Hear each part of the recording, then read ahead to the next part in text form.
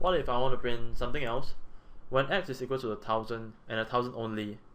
So there is a way that I can do that using what we call a else if. Let me modify this. Instead of having an else here, I'm going to have an else if x is equals to 1000.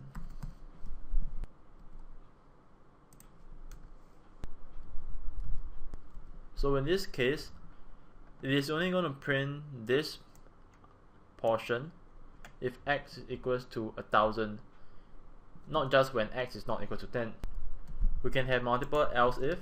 So else if y is equals to 100, print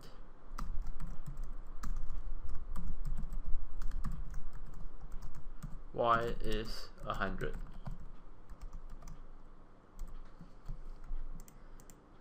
Let me change the value of x to 1000.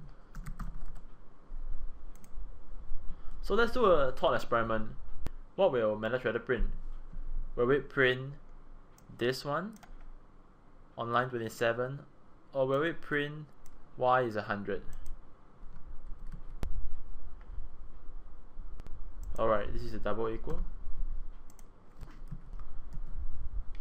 MetaThreader read the codes line by line. So, have you thought about the answer? Meta editor read the codes line by line. So when it reaches line 26 and x is equal to 1000 in this case, so it's gonna print this part. I'm printing the else. And once it has done that, it will stop and it will not read the next portion. Therefore, only line 27 will be printed. Let's check it out.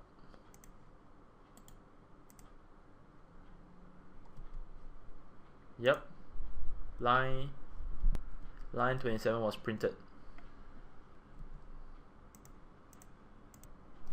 And we also add a else at the back. So if none of the above conditions are met, it will execute the codes at the last part between the else curly brace. Let's print all conditions not met. Let me change x to something else, maybe 0, and y to 100,000. Compile it, go to the front, execute the script. You see that it printed all conditions are not met, because you see that y is not equal to 100, x is not equal to 1000, and x is not equal to 10. Therefore, it printed all conditions are not met.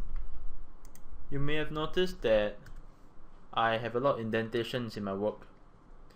Say for line 20 I have a tab, for line 24 I have another tab, same for 27, 29 and 31.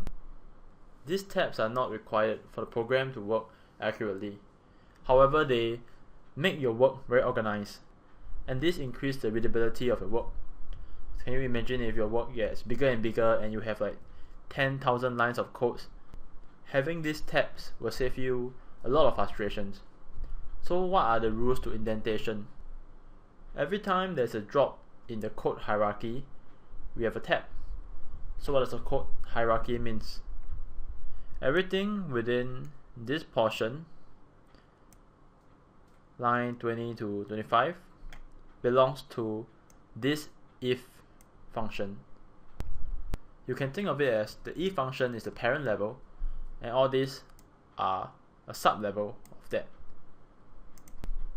So for every sub level, we will have an indentation.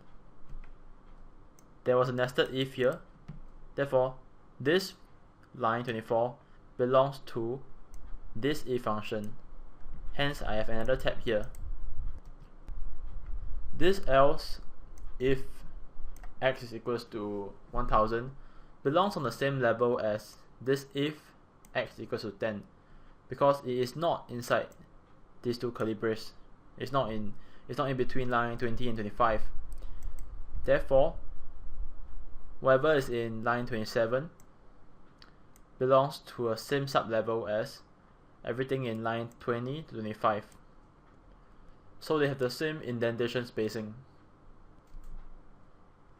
Other than if, there is another operator, another function that we can use to represent conditional situations. Go to your MQL for reference, type in switch.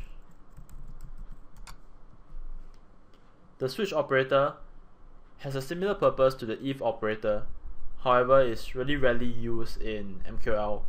So I'm just going to leave you with it to read the switch operator documentation. And I'll see you in the next video.